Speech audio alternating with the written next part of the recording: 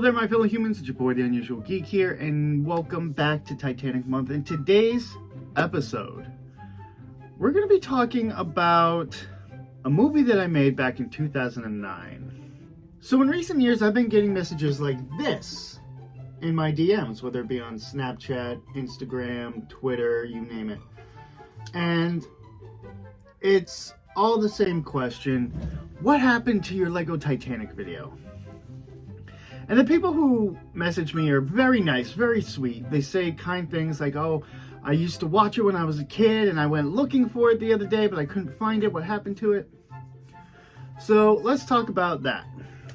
So let me paint the scene. It's the year 2009. I'm still in high school, and I spent the better part of that year making a 30-minute Lego Titanic stop-motion animation film.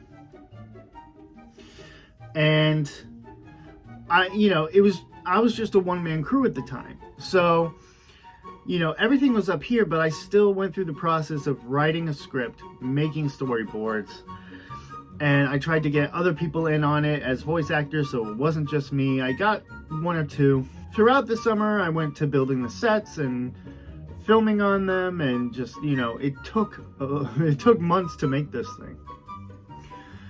And then, I went into post-production where I did, the voices and effects and titles and all that stuff. And September of 2009, I released it onto YouTube, onto the internet, and I was so proud of it. It was the greatest thing that I ever made. I pulled out all the stops, new filming techniques, old filming techniques, and I was just so proud of it. And I was showing everybody. I couldn't wait to show everybody. I'd be like, hey, look at this video I made. It got featured on the cable access channel in the town I grew up in.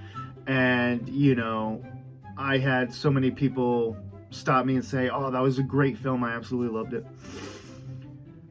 As time went on and my knowledge of filmmaking, especially stop motion, grew, I started watching it less. I stopped getting excited to show it to people. To the point where I would cringe when I watched it. I couldn't make it through it. I'm watching this thing and I'm like, oh, I could have done that so much better, and that's absolute crap. And they say that you're your own worst critic. To the point where I took it off of YouTube. I'm like, I don't want any more people to see this. So I thought, took it off of YouTube. That's that. It's in the past. It's done with. I want nothing to do with it. Until fairly recently, I've been getting those comments from people, again, who are super nice about it, who say, oh, I loved your Titanic video. Whatever happened to it? And I will tell them the truth. I'm like, oh, well, I kind of, I took it off of YouTube because, I, over time and with my expanding knowledge of filmmaking and how stuff works, I guess you could say I became ashamed of it. Maybe ashamed isn't the right word, but I cringe so hard when I watch it. And I think if I'm cringing, other people are probably cringing too. So yeah, I'll tell them the truth. I'm like, oh, I took it off. And they're just so nice. They're like, oh, well, I hope you, at some point put it back on YouTube, and or I hope that I do get to see it again, or whatever. They're just so kind. And thank you guys so much for those messages. I really do appreciate them. And I'm really glad that you liked the film and that you still go looking for it. That means something to me. That actually kind of, getting all these messages kind of made me start thinking about it again. Like, maybe there was something, maybe, yes, the techniques are kind of outdated. The whole thing is outdated, to be honest. And I know I could do so much better, but I feel like at this point it's more, because it's been over 10 years, I feel like it's reached that point of nostalgia where the people who watched it when I first put it out loved it so much, and they want to go back and rewatch it and find it, and they can't find it, and that kind of bums them out. So part of me is kind of like tinkering with the idea of releasing it again. This time with, maybe like a remastered version. Because I know that I used the soundtrack from James Cameron's Titanic, which, got, copyright claimed when I uploaded the video the first time. So maybe like an updated soundtrack that's royalty free that I can use. Maybe I can get other people to redub the voices. It would be a process, but one that I'm tinkering with the idea, because at one point I do want to make a new Titanic film, one that's, dare I say, better.